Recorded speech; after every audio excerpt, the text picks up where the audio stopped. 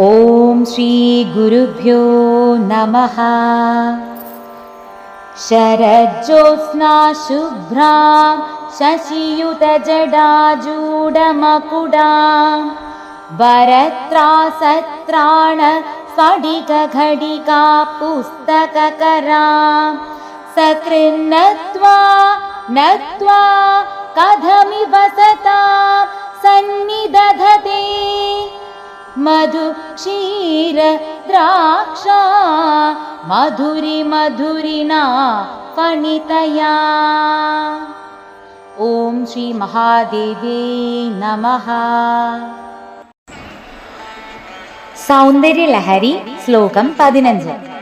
ദേവി ഉപാസന കൊണ്ട് വാക് ചാതുര്യം ലഭിക്കുമെന്നാണ് ഈ ശ്ലോകത്തിലൂടെ പറയുന്നത്.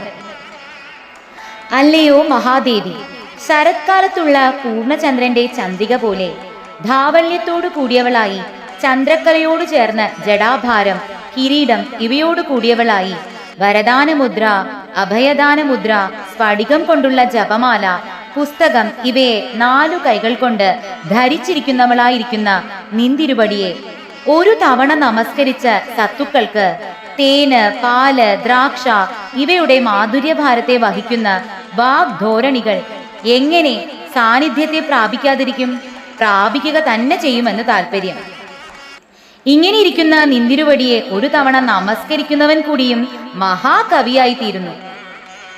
അവിടത്തെ നമസ്കരിക്കാത്തവൻ ഒരു വിധത്തിലും കവിയായി തീരുകയുമില്ല. ഇത് സാരസ്വത്യ പ്രയോഗമാകുന്നു.